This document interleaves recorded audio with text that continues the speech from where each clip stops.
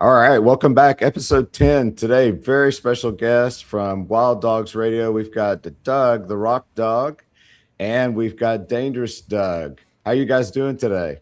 Oh, really good. How you doing there, James? I'm doing good. I gave the girls another episode off. We just got back from two shows this weekend doing the Weekend Warrior thing. Well, congratulations on your award. I seen that on the Oh, on Facebook. You guys Congratulations. deserve it. well, Yes. thank you so much. And it's not one of those that you take for granted because we're kind of newcomers to the scene, or returning to the scene. Some of us after like nearly 20 years, but there's so many really good bands that get nominated for that actually haven't gotten selected. So I mean, we're extremely delighted to be recognized by our peers and fans and everything. So thank you so much for You're welcome. bringing that up. Yeah. So where are you guys geographically right now? We're Doug, Dangerous Doug. Where are you at? We are in lovely Las Vegas, Nevada, and I say lovely with a little bit of sarcasm there. That's awesome, man. I'll have to hit you up sometime if I'm on a layover there for work and go grab a beer or something. Sounds Rock Dog, where great. are you at, buddy? I'm out in the frozen cornfields of Madurville, Indiana. We got maybe 100 people, 100, 200 people in my town. It's all farming town. We just husk corn, do a little fishing, some hunting, and yell at anybody that drives through the town. So that's why we're wild dogs. We bark at everybody that goes on by. That's As if to awesome, say, get man. off my lawn, right? That's right. That's you just Get have my to get cane after you. yeah, the get off my lawn guy. That's awesome. What town largest town are you closest to, Doug? Lafayette, Indiana. Lafayette. Okay, Yep. very cool. All right, awesome. Well, we'll dive right in to the questions because both of you have a lot of history in radio, and the station is massive. When I was chatting with Doc Rock, he was like, "Man, you got to talk to these guys because they have a massive, massive network." And I know he's extremely grateful to be involved. Tell me your biography in radio. Like, did it start first in FM? For me, it started in FM. Yes, I was an intern from '93 to '95. Never got paid.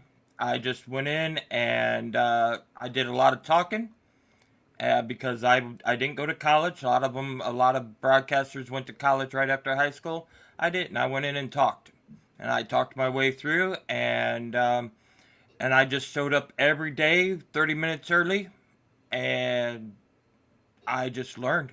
I just whatever they would teach me, and I would ask tons of questions, and I was there every day. In fact, on Sundays they told me to go home. They didn't do interns on that day, and I still showed up. I said, "I'll push a broom for you. I'll clean the studio. I'll do paperwork. I'll do whatever you need me to do, just as That long as I can be here." like what bands were you playing? I was playing George Strait, George Jones. My first radio station was the Camel out of Phoenix, Arizona, and that's where I got my first breakthrough. And so it was just a lot of '90s country. That's awesome, man. I actually did a short stint between high school and college at Billy Bob's down here, which is just down the road, like 10 minutes, and Right on. got to meet a lot of the artists at the time during that time period. Actually, 1995 is when I was down there working as sound. I wasn't really doing anything. I was just kind of trying to learn some stuff. But how about you, Dangerous Doug? And also introduce who you have with you today. This is Mystical Misty. She's got her show is actually going on about right now, isn't it? On Wild Dogs. So we've been a couple years now and in it for the long haul.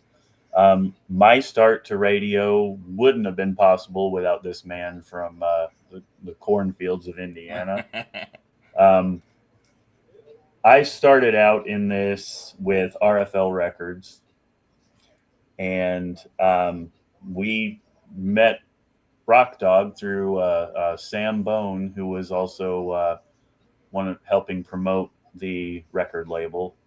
And she said, "This is the guy you got to send your music to." So just years, 3 4 years of that, and we decided to do this thing together.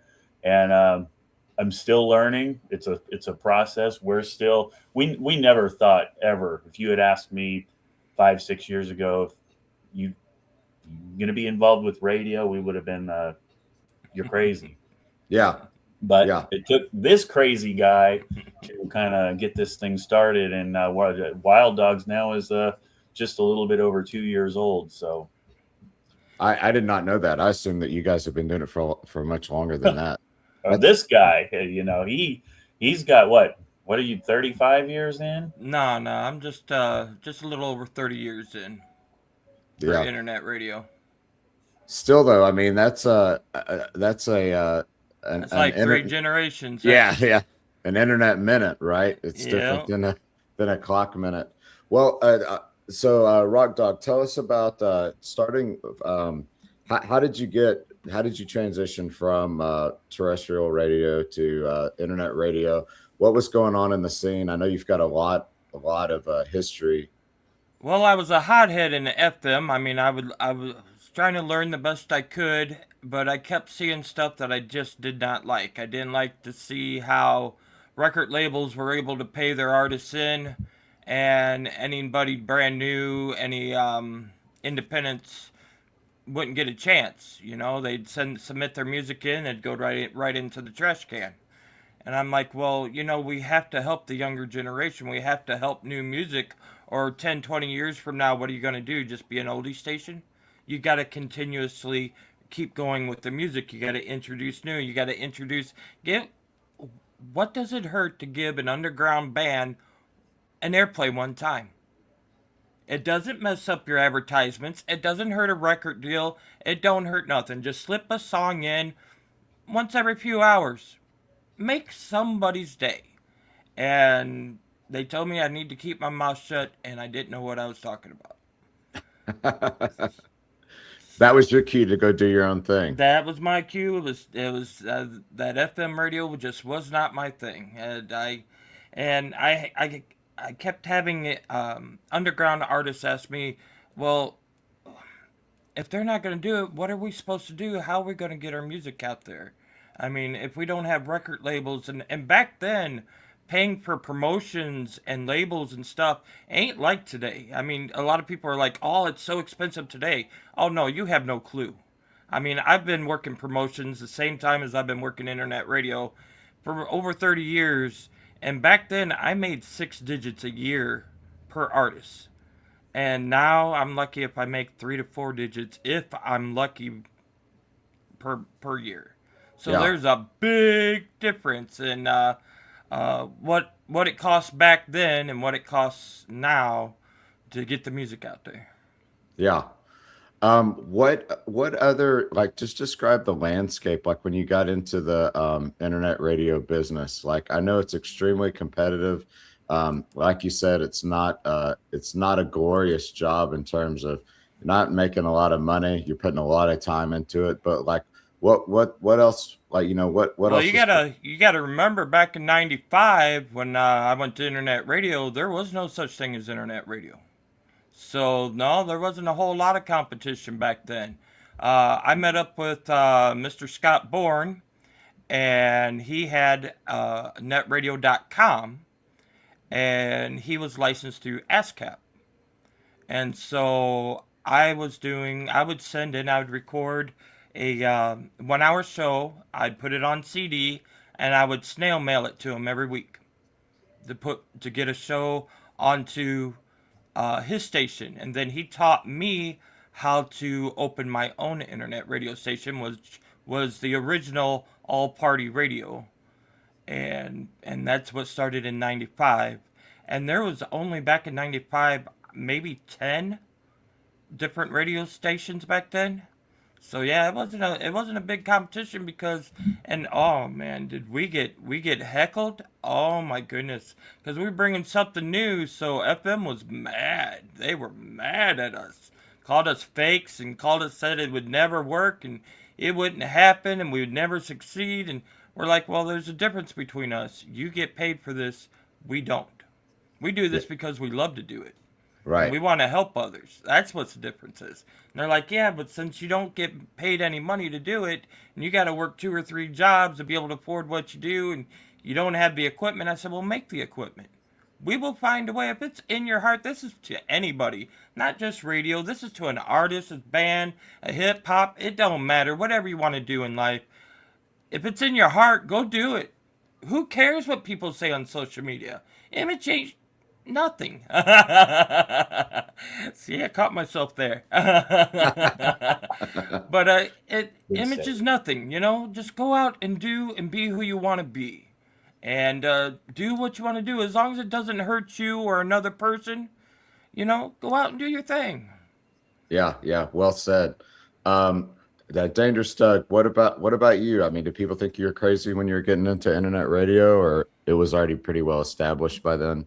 Um, I thought I was crazy, And you found out you actually were. especially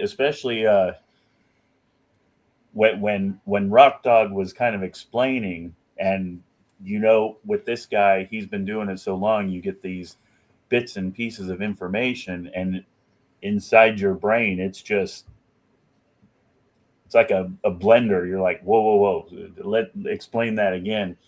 Um, I thought I was crazy, but at the same time, going back to what he was just saying, I said, you know what? I'd rather give it a try and fall flat on my face than not try and regret it later, because we only have so much time on this planet to begin with. So we're loving it. Of all the things I've done since I've been dabbling with the music thing since God, what year did I? In 2019, when I started out by just sharing other bands' stuff on social media. That's where it all started for me. Um, this is my favorite thing. I think this is the thing I can say that has really stuck, as because I love helping other people. And if I can help you get your stuff out there, you gain at least one new listener. You're doing something. Right. And that's what I learned too from Rock Dog is, when we first started this, I was asking about our numbers. He's like, don't worry about numbers. If we get one listener, we're doing something. So, but some of the numbers we do get, I'm blown away by. Yes, yes. And And I love and doing it with her. We've both learned a lot, and we're still learning. So, Oh I yeah. honestly don't know what the heck I'm doing. Hey, what that's my next goal is to do like Rock Dog does and actually have a live radio show, because I know he gets a major rush from being live. It's a whole different yeah. experience. yeah, I could have a bad day and just be I'll be on Messenger, be like, oh, this bad day, blah blah blah blah blah. I'd be cussing out loud and stuff like that, and everybody, Doug be like, why don't you take care tonight? I'm like I got time, take care. I said, okay, okay. So I jump on air and I have a switch, just switch it right over, and it's like Robin Williams just showed up on the air yelling "Good Morning Vietnam." I mean, that's just that I just click over and it's just sunshines and rainbows and Yeah. I just have a lot of fun. It's a lot of fun. It's because I love what I do, and if I get to showcase as many independent artists in one night, that's my goal. I want to introduce. This is where music begins. Wild Dogs Radio. It's where music begins. That's always been my thing. For the last 30 years, I'm where music begins. That's awesome, man. Well, yeah, that's definitely from many different areas. Music is therapy, right? For the artist, Yep. for the DJs, for the listener, everybody. Definitely, music is therapy, and has been since well before we were around. Okay, well, if you think of anything else historically along the way that you want to throw in there, certainly do. But let me transition to, because I really like reading your posts, and unfortunately, I mean, there's no way that I see all of them, but I really like your post about, and it's not lecturing, but it's like, this is what bands need to do when you send us stuff. You want to talk about that? Either one of you, whichever one, but kind of talk about it, because I do know that like there's some local bands around where we are, where we try to recommend them, and they don't even have an MP3 that's tagged or whatever. And if I ask for a tagged MP3 file, they don't know what I'm talking about. Well, the best thing you should do is, if you don't know what you're doing, hire yourself a promotional company that knows what they're doing. Because your first expression or your first impression is your best impression. I mean, that's what's going to start your whole career. You got to make that first impression. That means you know you got to first you got to contact the radio show or the DJ radio station, and you got to ask, all right, do you accept MP3s? Do you expect, or do you uh, or do you take wave files? Uh, what speed? You know, do you accept MP3s that are at 320? Do you accept MP3s that are at 128? Because every radio station has its own speed that it's only allowed. Now, most radio stations on Live 365, half of them today is like 128. It's a lower, it's a lower sound. And some of them are MP3 320. So you have to ask radio stations what speed and what type of format. And you also need to learn to add your ISRC number to every song. Now, there's a lot more that you need to add, but that ISRC, and then oh my goodness, there is so many artists, record labels, PR companies that do not add this to the song, and that ISRC is very important. That's like putting your underwear on first thing in the morning. That is the first thing you should be putting on your music file, because that ISRC tells everybody as soon as your music airs who you are and what your song is. All your information is on that number. But you also do have to you have to give your artist name. You have to put in your song title. You have to put in your album name. Now, here's another important part. If it's a single, you have to put in the album name your song title again. In parentheses, it says single. You have to do that. There's a lot of radio stations that I hear, and including me, that just get tired of incomplete meta information. It's such a turnoff. So if you don't know what you're doing and you want to make the first impression, you either contact RFL Music Entertainment, you contact Wild Dogs Promotion, you contact me on Facebook. I'm easy to talk to.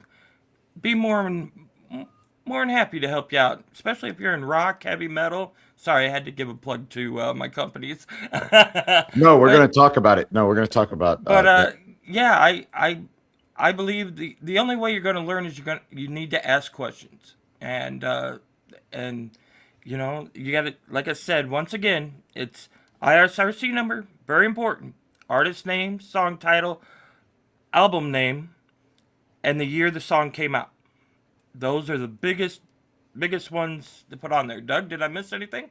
No, and I was just going to add that number is like the fingerprint. There's only one of them. That number, there's only one. So that's why it's vital because that's how your song gets tracked. That's how people know it's getting airplay. Again, this guy here, he's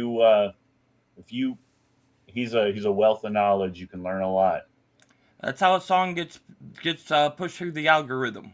That's the very important part right there, is the algorithm. Everybody's like, wow, how did I get 1,000 listeners on Spotify or 2,000? I know that's not too much for some people, but for some, that's a lot. And it's because your music is, you put the right information onto your music files, and every time an internet radio station airs your music, it counts towards the algorithm. It actually helps the numbers on your Spotify and your YouTube. It actually helps. Yeah, that's all critical information for sure. So no, that's a great transition, because I did want to talk about RFL today for sure. So tell us, tell us what parts both of you guys play on RFL, because it sounds like it's something that you started and then you brought back. is it something you were doing before, or is it it's brand new? So actually, the history of RFL, the guy who actually started it and is the CEO isn't on the podcast today. John Mar Hefka out of Pittsburgh. He started RFL back in geez, 2013 or something like that. I think it was 2016. He actually Somewhere got it there, yeah. off the ground. He was dabbling in interviews and selling band merch. And a mutual friend of all of ours, Jeff Westlake, said, "Hey, why don't you start a label?" And John, just like me, he's like, "I don't know what the hell I'm doing. I can't possibly." Well, that's where it all started. I got involved in 2019 when he was a few years in, and is basically a label there for independent guys to get heard through distro deals, the whole nine, full representation. We took a break a few years ago because COVID kind of made things really difficult to figure out. Obviously, nobody was for a short period. Nobody was doing shows. Everybody started doing the podcast live type stuff, which I love. But we decided to bring it back and focus more. Because the fact is, a lot of people nowadays don't need a label, so it's kind of a do it yourself world now. But we wanted to focus more on promotions and radio promotions, that kind of thing. So it's a ever evolving process. We're still, it's hit and miss. It's trial and error. So Yeah, it's almost impossible, probably for a band, unless you had multiple experts in the band, regardless of genre. You'd have to have multiple experts in the band, and they would all have to be very proficient and just know a bunch of people, which is basically no band. I think that probably every band needs unless they, are going to do it full time or whatever. But I can't imagine having a job and being able to do that stuff. So how does a band get started with the RFL? If the band was interested in doing that, and what do you guys offer? Go for it. well, first of all, and this is it might sound petty, but we have to like the music. We have to we don't want to get involved with somebody we're kind of on the fence with. It wouldn't be Sure. fair to you, wouldn't be fair to the label. So it's through submissions, but also we're so involved with music that sometimes we find something and we reach out. Like I said, we offer a whole different. It all depends on budget. It all depends on what you're looking for. But the biggest thing about RFL that is different from what, like say, Wild Dogs promotion is, it's the distribution deal through Amped that is the big thing. The global distribution. We're still trying to get in with booking because that's the biggest pain in the butt of this whole process. Booking and shows, it's the landscape now is so weird with everything's pay to play and all that. I'm sure you guys know that. Yeah, it's a very difficult landscape and just another headache, honestly. I remember the days, back when Rock Dog was talking about being an intern. When we played clubs as teenagers and early 20s, we just took a cassette demo tape to the owner. Yep. And there were no middle people, and I know that the middle people in a lot of cases are beneficial, but there's a lot of, what does it take to be a promoter these days? Like, there's just as many of those as there are like used car salesmen, right? Well, unfortunately, there's a lot of fake promoters today. don't Yeah. don't know what they're doing, and that really puts a bad name on the promoters that have been here and know what we're doing. Yeah. So, What would and you say if you wanted to if you wanted to save a band from one of those experiences? What would you say some red flags are? Either one of you, like, what are some things that you would be looking out for? I'm going to take you to the next level. There's no such thing. There's no levels. If someone tells you that, run the other direction. There's no levels. You um, oh, we're gonna make you the next Metallica. No, that ain't never gonna happen. You can dream all you want. It's never gonna happen because we're not in that genre or era anymore. We're not in that era. Um, um, I'm gonna help you open up for the biggest stars in the country. No, no. I doubt that you have the money to open up for Metallica or any of the bigger bands. I really doubt because it's a lot of it pays to get on those shows. Um, I'm gonna sell. I'm gonna help you sell thousands of CDs. No, no, that person's not. It's not gonna happen. Might help you sell some streams, but I doubt unless they are really established. Now, if they're a really established company, then yeah, they could probably push out your streams and your CDs and stuff. But I guarantee that you're paying over 5 to 25,000 for a 3 to 6 month promotion through them too, because Yeah. you pay what you get. And if you go cheap, most of the times you'll get cheap. Now me, I do mine cheaper than everybody else because I'm not here to break the bank for you. You know, I'm not here to break the bank. I can do everything that a lot of these record labels can do for you. The only thing I can't do is I can't put you on these pay to play charts. And Yeah. I'm not going to name names, but you know what I'm talking about. And a lot of the charts today, you have to pay a big fee to get on, and I just shake my head every time an artist is like, "Oh, we made it in the top 25," and then in the back of my head, I'm like, "Yeah, how much did you pay for that?" Right. Yeah. In my mind, I'm going, congratulations, you just paid too much. And Right. what you paid to that company to be put on that chart? Well, guess what? You could have paid like $300 to $500 per month, and I'd have got you on the same stations. Yeah, you wouldn't have been on the charts. You'd have been on the same stations, and you'd have had that money in your pocket. Right. And then you'd have money to actually pay a booker to actually get you some decent shows. Yeah. Yep. Yeah. It's all about, and nobody has this magic formula for a band starting out, or a band like you guys. You got day jobs, and shit, we want to have fun and be a band too. Right. There's no magic formula, especially now. I mean, it's a lot, like I said, trial and error, hit and miss. Uh, that didn't work. Let's go back to the drawing board. But this, I can tell you, we genuinely care about helping any way we can to get your music heard. So, I Yeah. mean, we don't come at you with a million promises. Yeah. Doug, That is a Doug big red flag. he's very, very upfront with, this is what I'm going to do, not this is what it's going to lead to. This is what Yeah. I'm going to do, and that's And what not I everybody do does may that. not, what I do may not produce the results. I can't produce the results for you because I can't make another person like your song.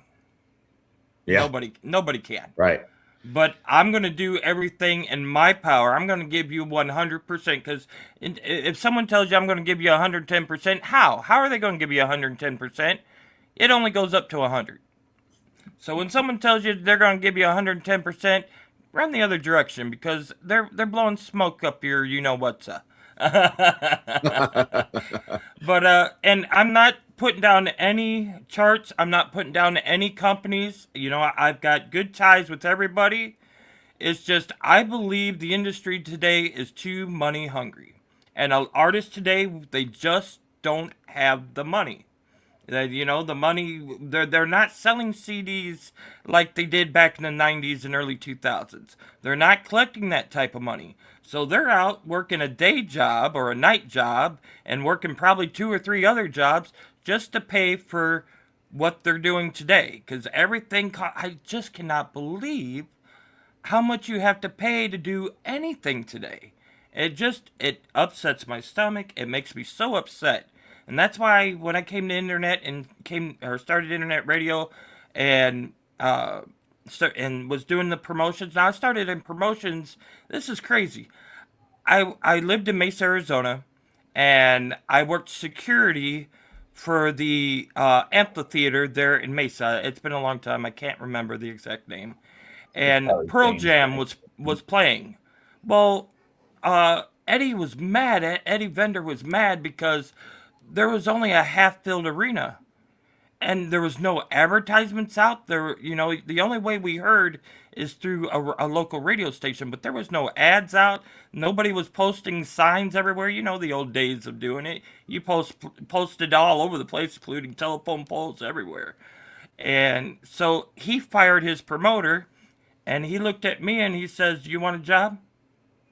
I said, "Sure. I already have a job. I'm security." He goes, "Do you want a real job?" I said, "Sure, but I don't know how to do promotions." He says, "You're hired. I'm going to teach you." That's awesome, man. And that's how I got my start. I did 1 year with Pearl Jam, and that was something because if you remember back then, I don't know how old you are, but if you remember back in that time, Pearl Jam was fighting Ticketmaster. Yeah. And they did not no you didn't do Ticketmaster. So I came in with that, trying to make sure that we get their music out there, and it was challenging. And I thank Eddie so much because if it wasn't for him, I would not be in PR. And he was the one that taught me, you know what? You don't have to charge outrageous prices. You don't need to charge humongous prices to do what you do. Find it, do your talking, get in the doors, help others. And don't do it by, if you know I've worked with other PR companies and record labels and stuff, and I know what the prices that they give out to others and that, and I keep that to myself. You know, that's nobody's business but theirs. But and I don't like undercutting anybody. I just go with my own. What I believe, what I can do for you is what I charge you. And Yeah. that's why, right now I do $300 for 30 days, $500 for 60 days. That's my deal. And everybody's like, well, that's way undercutting because right now that's market value is like 1,500 and that's what you could be making. I said, no, that's ripping the artists off. Yeah. Because honestly, what are you doing today? You're not, you might be on, you're on a phone, you're on your emails. That's your two basic connections. Every rarely once in a while do you ever get up and go to an actual meeting in person. Yeah. So what exactly are you charging an artist 1,500 to 3,000 or 5,000 or 10,000 if you're not doing booking? Now the ones that are doing booking, I kind of understand why they charge that much because you got to pay to get onto a lot of these events. You either got to pay or you got to have a lot of fans to get you voted on because that's what they're looking for. That's why I tell all the artists you have to work your social media. You need to be putting out 3 videos per day. You need to, and I'll even turn around and say, look, go to Awaiting Abigail's page, go look at them, see how they're doing it. They're doing it. They're doing it correctly. Go look at them. Go talk to them. Start doing more like them. Well, let me tell you something funny about that is I actually, so when Abby started in the band, so we're a year, 2 months old or whatever, something like that. I thought we're getting a 19-year-old, so social media is absolutely covered. No, she it's so funny. She's an old soul, and it's not a dig on her because we talk about it all the time and laugh about it. I mean, but she's not real social media savvy. It's just such a big monster. And It is. It's like a full-time job all by itself. it is, and that's really nice of you to say about us, but like we don't really know what we're doing. Like it's honestly, it's 1.5 people is what I always say. It's me, and then they're like, oh well, who's the other 0.5? I'm like the other 4 people, like with content and stuff like that. But it's exactly what you were saying, Dangerous Doug. It's like it's experimentation, spitballing stuff, seeing what sticks and seeing what doesn't, and then kind of looking at other bands and stuff like that. But I mean, there's a lot of luck, and I wasn't even on social media. In a previous career, I was a public school teacher, and I had to have for our school band, I had to have a Facebook page. So I created a profile in 2011, but I never posted anything on Facebook or even really knew how to use. I still don't know how to use it. And Instagram, forget about it. Like, I mean, still, it's funny. I'll be sitting there and it'll be like, oh my gosh, I thought, what does this go to? Why is this and how is this connected? And then I can't ask. Abby does have some answers, and then some other young people. I have some family members, but yeah, it's a huge task. I would actually recommend definitely if I find a promotions person to help you with social media. If you ever want to, I really learned what it's like to ignore people completely. Like looking at my, I've never been so distracted in my entire life. I would say instead of worry about a record label, go get you a social media manager. Yeah. Ray Beardsley that works for Oh, Wild Dogs he's Radio. great. He's a He's social great. media manager, and they do great work. Yeah. Yeah. And that's it. It is true. Like you're talking about and we shouldn't give away proprietary stuff, but you're talking about so many videos per day, so many reels, this, that, the other. Like that is really valuable information. And we did not follow any of that and are still trying to learn that kind of stuff. But it really is important because, like you said, if you don't get into the algorithm and you don't get in the right, associated with the right other people, other artists' taste, that kind of thing, then it's you're wasting your time. Really. Another one that I will give a shout out to that is just doing superb, excellent work on social media is our friend Alexandra. Oh, She got is it. awesome. We just had her on for an interview. I'm telling you, I hope you reach out to Alexandra and bring her on for an interview. You got to hear her story. Oh, Okay. I had tears in my eyes. I mean, it's her music just really, really just like Awaiting Abigail. It just hits right here. So. Well, thanks. I appreciate it. I'm actually not paying these guys. Anybody that's listening to this, I'm not paying these guys. And in fact, it's funny because I started emailing stuff out just to different email addresses that I found. And I think our stuff was properly tagged just because I went through the right stuff. But the distribution wise, but we did it all ourselves. And you guys were among some of the first people that were playing us right out of the gate. So major thanks to you guys for that and reviews and everything. That's the other thing. Rock Dog, you write reviews and they're really good reviews. Thank you. Thank you. I just have fun with it. Yeah. When I read ours, I was like, man, that almost even makes me like our music. Well, that's the whole point. Yeah. But I do want to give a quick shout out before we keep going, and that's to Doc Rock. He's been, even though he's only been in radio for, I don't know, what's been like 10, 15, maybe 20 years or so, but he started with, he had his own, like his music shop and stuff there since 1997, and, he's a veteran or legend just like me, and I always got to give a shout out to my brothers. So Doc Rock, big old shout out to you, brother. We appreciate you. Yeah, what a great dude, and that's some of the most fun things. That's why when I'm around, if I'm close by, I need to come visit you guys because going to his place, I've been there twice now, just because I had a long layover in Pittsburgh, and so cool going to the metal shop in person and seeing all the stuff on the walls and all the people and everything. And what a great dude, just a great dude. Great. Yeah. But he definitely, like he told me, he was talking numbers and he was talking whatever. And he was like, Wild Dogs Radio is doing numbers that you wouldn't believe. It's incredible. I don't understand it. I really don't. There's no special whistles. We're as underground as you get. And, we don't have, we have some shows that are like special made and stuff like that. But basically, our shows is just straight from the underground.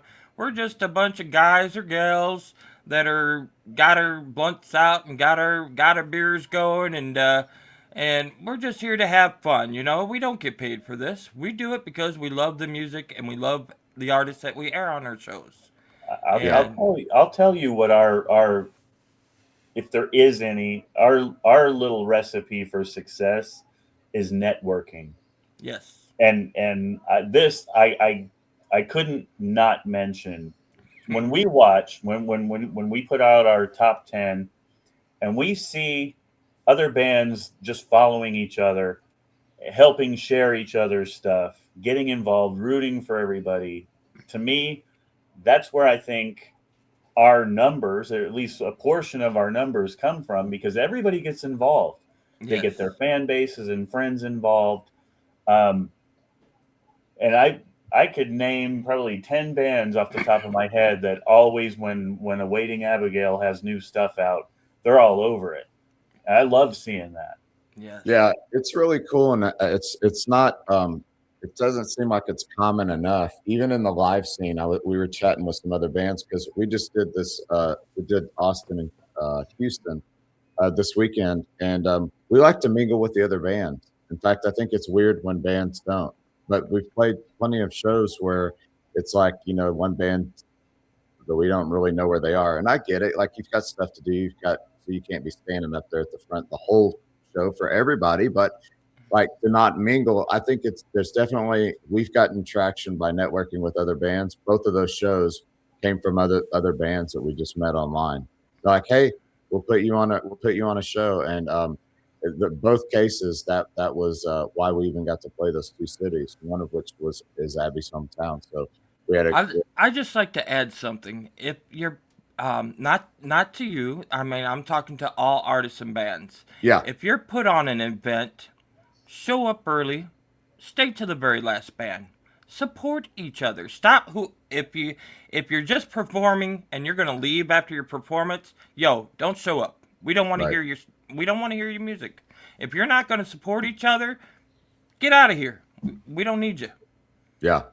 It's So it's really important. So you're absolutely right about all of that. I think is and it's like maybe they didn't and I didn't read the book, but what did Stephen Covey say? The pie is infinite. Like you're not by helping promote another band, you're not taking anything away from your own band. You're building your own band up and you're building a relationship. And I think that all of the things that we've talked about today, including whether it's tagging your stuff correctly, submitting stuff, different ways to play, all of those things, those are a given. You have to do all of those things. But one teacher one time told me, and I never forgot, at the end of the day, like there's all these systems. The systems have to work. You have to do these things. But at the end of the day, it's people that make things work. Yep. And if you lose that, you don't have the people or the people's skills. I think it's important to find somebody that does, maybe in your band or somebody that's a relative or a close relative or something, or a PR person. But I mean, gosh, I just feel like the mingling thing is so important. Yeah. So we like to mingle with the bands we play with. We like to get, for social media, it's everything, like getting pics with Abby and her hanging out with the other front girls if we're doing a girls show, or, whatever, the guitar players, the drummers doing weird drum stuff together. You have an event coming up. I wished I was there to see it because you're playing with a band that I love so much, and that's Sepsis. Yeah. Big ol' shout out to Sepsis. We love Sepsis. Oh man, I was just chatting through a post earlier with Mr. Savant. That band, I have to see them play live at some point. It's really interesting because it kind of goes exactly in what we're talking about right now, because both of those things that we're doing next weekend, we're going to Florida, we're doing Tampa and Jacksonville. We're weekend warriors because, like I said, we have jobs and don't have any intentions of ever quitting them, or at least I don't have intentions of quitting mine. I don't know about the other people, but It was all meeting online, supporting each other, liking each other's stuff, and then eventually messaging each other. But we're doing Florida next week. Major shout out to Brian from the Dude, the front guy on the Dude, because Oh, it's dude, just yeah, that's a great band. Those guys are sick. man, and they're so nice. Like really just me cold calling and with the help of another person that's in promotions, but not a paid situation, just through messaging them and saying, hey man, like I grew up, I was listening to music in the 90s. The Central Florida scene in the 90s is a scene that I was really into. I never went there, was a Texas boy, and until work started taking me different places, I really didn't get out of Texas much. But I was like, I'd really love to play the Brass Mug. That's me. That's just a personal thing for me, you know. Right. And he was like, dude, we can make that happen. What are you, like, what are you trying to do? I said, we just want to play, and like we'll get there, and we'll advertise, we'll promote it, and so that weekend, they're hosting us there at Brass Mug, and then we're going over to Atlantic Beach, Voussoir Lounge. Oh, wow. And they've got a huge following down there, and they just tucked us up right underneath them in the set and in the bill. And I mean, you can't ask for more than that. Well, I did the same thing with Will. I asked Will, I said, hey man, because they're very controversial, right? Like they'll get absolute. Will's not afraid to say exactly what he thinks. No, he'll tell you exactly what's on his mind. He ain't scared of nothing. No. So mad respect to that. And when you just look at the female fronted bands out there that are in our genre, absolutely they pop up every time. So and again, a mutual friend put us into contact, and I contacted Will, and I was like, look, man, like if we can sell some t-shirts or something, cool, but like, we're not trying to make money off of this, but we'd love to play with you guys. Within a few days, like he had it set up, that we like, can you do this date? He had dates for me and everything. So that's all made possible. We're going up there a month from this weekend, and we're doing a show in a really cool venue called the Stone Church, which is just across the border in Vermont. It used to be a church, but now it's a bar. But it's still yeah, it's beautiful. The stained glass and everything, and it's really cool. Like I'm really excited about the visuals that we'll get from there. But yeah, Will was a huge player in that, and Loud Entertainment up there is a regional promoter that I think that they work with. Another band, Under the Horizon. I don't know if they're on you guys at all network, but so those bands like totally, yeah. They totally made that happen for us. That was really not through any promoters or anything. But yeah, so those shows are coming up for us, and we are excited about that. But that was all, that was all internal stuff, like really just me messaging them. So major shout out to them. But yeah, you definitely have to have somebody that will chat and be willing to network. Network is the biggest key. I was going to ask you, in your area, have you guys connected with Rotten Cotton Candy, another female fronted band in the Dallas area? They're literally like Rotten Cotton Candy are like our band brothers and sisters. So I'll tell you yeah. So there's actually some history there that is really cool. Carrie, whenever we had 4 tracks. Our original EP was 4 tracks that the band laid down completely with a different vocalist. Abby was like the 3rd vocalist. The first 2 didn't make the cut. So those songs, she took those 4 songs and wrote her own lyrics to those 4 tracks. Every other thing that we've done since then, which there's only like 2 other tunes that are out, but were done collaboratively, like with us as a band. Those first 4. So Carrie was actually looking for a gig, and she was going in a totally different direction at the time, or she actually would have been our lead vocalist. She didn't try out because she was moving in a different direction. And it wasn't Rotten Cotton Candy. She was going to like a gothic type deal, and I'm not sure what the instrumentation would have been, but it didn't sound like it was going to be like a traditional instrumentation. And she originally was like, I love these tracks. I feel like I could do a lot with them. I'm kind of in this other and gone in this other direction. And then I don't know, I'm not sure, but for one reason or another, that didn't work out. And that's where, she joined Rotten Cotton Candy. But yeah, we just played with them recently, and we've been trying to get together to play a show. But they're really good friends of ours, and we'll definitely be playing with them again soon. We record in the same place, use the same sound engineer, Wow. same video guy, and everything. So Well, I must give a shout out to Abby because her vocals just gives me goosebumps. Yep. Oh my goodness gracious! That's Great so vocals. awesome, man. She really is so good, and that's why we try to make the music is simple. There's nothing cosmic going on in our music, but we really try to center it around Abby and have some hook riffs and stuff like that, because that's really kind of where the songwriting comes from, is in terms of the instrumentation, just the drummer Heather and I. And we like to write riffs and grooves and stuff like that, but we just try to stay out of Abby's way and let her do her thing. And it's so funny because whenever the EP first came out, and there wasn't a lot of people, but it was maybe one or two people. You're not doing good if somebody doesn't say something negative, right? And it was so positive, just like a complete love fest. And then one or two people were like, yeah, auto-tune can do wonderful things. And yeah. And Abby, she's 20 now. Not that that's a lot different than 19, but even at 19, she's been doing musical theater and stuff like that for a long time. She's like, hey, if we're getting haters, I was like, that's a very mature thing. You're basically 30 years younger than me. There is no way that is auto-tune. No way. There's not one. Somebody was jealous. That's all it was. Yeah. Abby has got a theatrical voice. That one guy, there's got to be. Yeah. Well, we don't mind it. And like I said, she was real mature. She was like, you're doing it right if we're getting haters, because she was already That's it.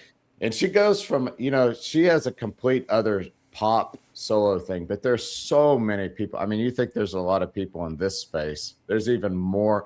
How many girls there are, young females doing pop, R&B. I mean, she's in a very crowded space. And her mom's a metalhead, named her after King Diamond's album, Abigail. That's where she got her name. She didn't even tell us that till the third rehearsal. We were like, what?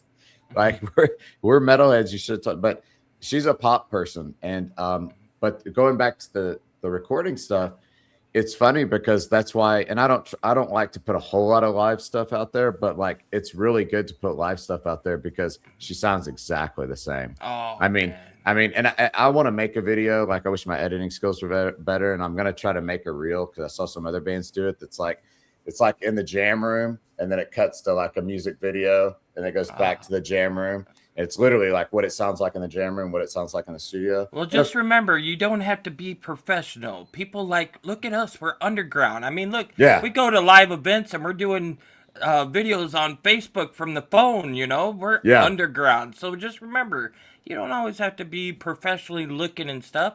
Just grab a camera, do the best you can, and put it out there, because people like the raw. They like you, and they like that underground, the old underground. So that's why I do it the way I do it. A show, it's live on Facebook Live, and I always have that person tell me, the quality's better if you just record it and post it. I said, no, the idea is for people that aren't here to feel like they're here. That's why I do it that way. Yes, the quality is a little subpar sound wise, and if you want better quality, get your butts out there. That's what it's all about. It's so funny that the conversation with this direction, because we started, and we didn't this weekend because I was had rented a van and was juggling equipment, was lucky to get myself and everybody's equipment there and everything. But we started live streaming our shows just from the phone, to YouTube. And that was kind of one of the things, is man, well, some of this may not sound that good, but we didn't really care about the quality so much as we wanted people to see you need to see what she sounds like. She sounds the same. Sounds like the girl, not in the studio. She's now on a stage, but it sounds exactly the same. There's no auto-tune going on there for sure. But I like the what you're saying, Dangerous Doug, about the just doing it from your phone, because a lot of people do want to see that. They want to see the behind the scenes stuff. They want to see the raw. And going back to our pregame discussion that we didn't get to that was offline. We were talking Dallas Cowboys circa the 90s, but we always tell people when we post a live stream or that there's going to be a live stream, we say you're blacked out if you're within 50 miles of this location. And probably some people don't even get it. You know, they don't remember it. But those old days, man, back in the Cowboy days and the heyday with the Dream Team, it was blacked out. Like that's what they did to get people there. And then they started just being on all the time. But yeah, that's what we say. We say, okay, we're live streaming it. If you're anywhere around here, you better get your asses there. But you can watch it if you can watch the live stream, or you can, watch it after the fact. But before we move on, sorry, didn't mean to interrupt you, James, but no. A few more things I was just thinking about that you were telling, tips for bands, artists and bands. Always read the contract, read the dotted line.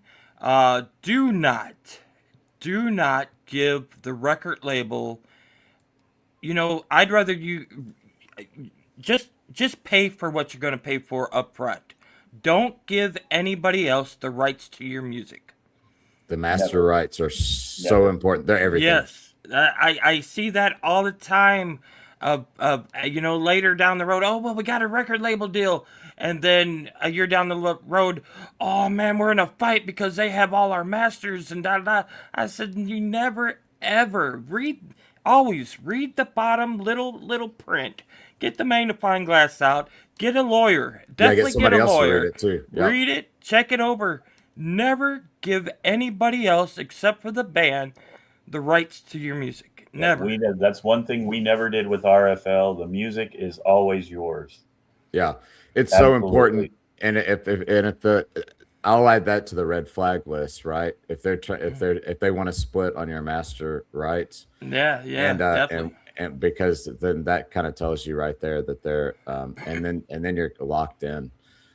Yeah, definitely. There's some scenarios that are going on every day with different bands that wish that they hadn't done that, and that's kind of a once you ring that bell, you can't unring it. Right. Another thing is, if they care about you, they disclose all that stuff up front.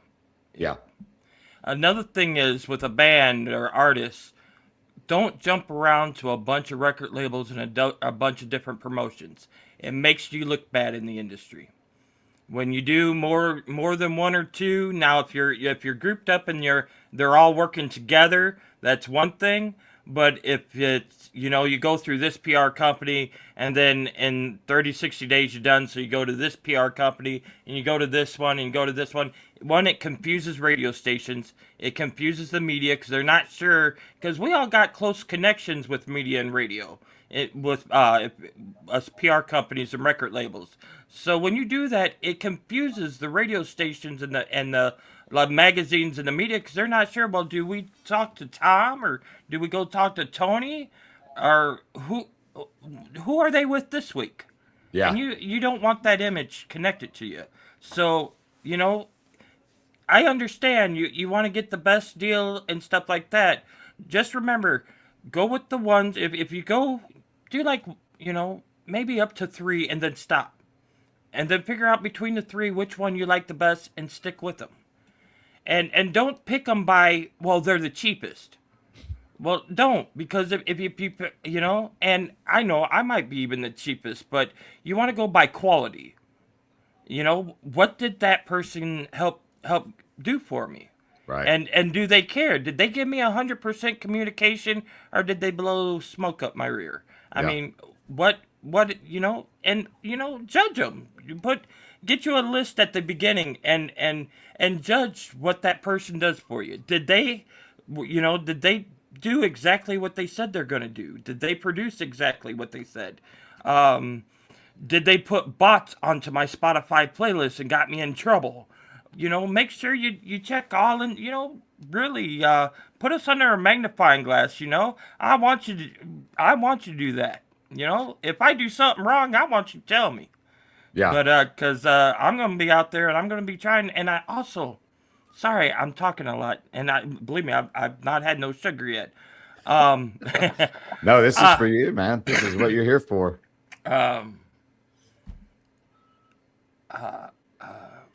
Oh no. I just had a brain fart. Oh man, that's the worst thing. That's so bad. Another thing, do your homework. If you know that a certain band Talk to or them. artist has already worked with somebody, pick their brain. Yep. You're gonna get the truth from whoever they've worked with. So Yep. always ask. Yep. That's another reason why networking is important. Yeah, because the other bands, if they've been burned, they'll be the first people to tell you about it. They're not gonna keep a secret about it. That's right. Well, we're coming up on time here, and I know you guys got to get to the game. So speaking of, and I have not asked this question before we started the show, and there's no jerseys that necessarily give away the answer to this question, but who are we pulling for today, Rock Dog? Go Bears! Oh, I'm sorry, the Bears ain't playing today. I'm a diehard Bears fan. You know what? This is probably going to be a surprise. I don't like either team that's playing today. Go commercials. I want funny commercials. You're in it for the commercials. I hope Bad Bunny puts on a great show at halftime. And there's a lot of controversy over that. You know what? We need to stop with all the hate out there. You know what?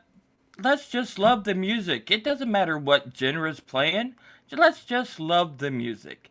Congratulations, Bad Bunny, and I'm interested to see how the halftime show goes. Yeah, I'm sure there's a lot of us that wanted Metallica to play at the halftime show, or me, honestly, I wanted to see a bunch of independent bands, but I know that's way out of the league. But last time these two play, New England won, so let's go Seattle. All right. There we go. We got Seattle. From Indiana. How about you guys? And is it a split house there, or are we both on the same side? Well, I don't watch the football show. Yeah, this is how uninvolved it is. She calls them footballers instead of football players, for one. And second, I don't catch all the Cowboys games out here in Vegas, but they do. They are, out there a lot. Yeah. And she always says, "So what time is your football show starting?" But for me, I have not watched a Super Bowl since 2017. It's me. Yeah. But if I have to pick between the two, I'm going to have to say Seattle, because I like to see Tank Lawrence get a ring, because he didn't get one with Dallas. There you go. Yeah, that's a good reason for it, for sure. Misty, so you don't have a dog in the hunt. You're like me. I had to look up to see who was playing. Yeah, Go for whenever it turns off. Yay! No, I don't I'm mind the one it. that goes into the kitchen and makes the snacks, because what else am I going to do? This stuff is boring. See, I'm you looking need a forward- fat brother over there, because I'd be ready for some snacks. I am looking forward to the new UFL season. Yeah. I like the spring football. I like those guys. To me, it's like independent artists. It's the guys trying to fight to get a shot at the NFL, and those are entertaining games to me. Yeah. We just love football. Yeah. I mean, it's a good thing to celebrate and be happy about, and it's a American.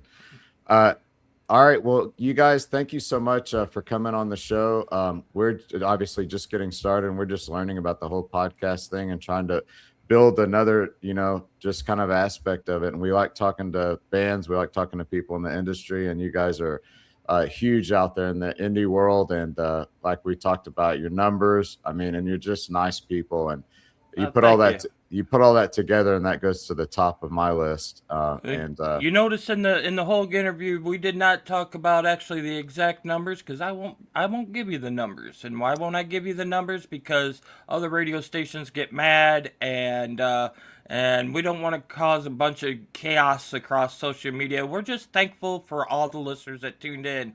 And we definitely want to get Awaiting Abigail on our podcast and bring the whole group in, and let's talk about you guys for an hour. Yeah, for sure. Anytime, and we'll set it up. But thanks so much for coming on. I'll put some links down in the bottom. Everybody check out the radio network. Check out WildDogsRadio.com, baby. Hell yeah. And if you want to be part of this massive network, the easiest way is to join the Dangerous Doug music page on Facebook. that's how this whole thing with the poll and all that started. So get on there. And definitely Awesome. make sure you get over there and follow Waiting Abigail, because I'm sure they got more Please. great music coming up at you here real soon. And when they come to your city, get your butts over there and go support them. And Hell yeah. no, James didn't pay me for that. It's I love Awaiting Abigail. Nothing but love, nothing but love. I'm going to drop one more name before we go for Do you, it. James. There's a band in your area called Whipkey, WHIPKEY. David. And Yes. he's trying to put together a little mini tour from Texas all the way to the West Coast. And man, that wouldn't suck to see you guys out our way. But just saying, he's looking for some bands to get going with them. Also, someone else that you may want to talk to that does, if you ever get out to the West Coast, is like Mr. Mike Storm. He's always putting shows together that's got, rock, hip hop, and metal all mixed together. So, and definitely talk with Doug if you ever come out to the West Coast there, and or even to Las Vegas or something. Doug knows a lot of people out there, a lot of family. We got a lot of family out there, and a lot of them that put on shows. So, like you said, let's just keep on networking. Yeah, for sure. Absolutely. 100%. Well, we'll put all those links down there. We'll put links down for RFL too, if any of the audience wants to check that out. And thank you so much for being still in the guinea pig phase of our podcast episode. Had a lot 10. of fun. Thank you, James. Yeah, absolutely. You guys are doing great with this stuff, man. Well, we just want to have fun, and that we have a lot of commonalities with you guys because we're just trying to have fun. And I liked you said no chaos. I'm always anti-chaos and supporting each other. So it's all about the music. So thanks so much. You guys have a great for sure. Have a great Super Bowl, and we'll talk to you very soon. Thanks, Jim. We'll see you guys. Have a great one. Have a good one. All Go right. Seattle!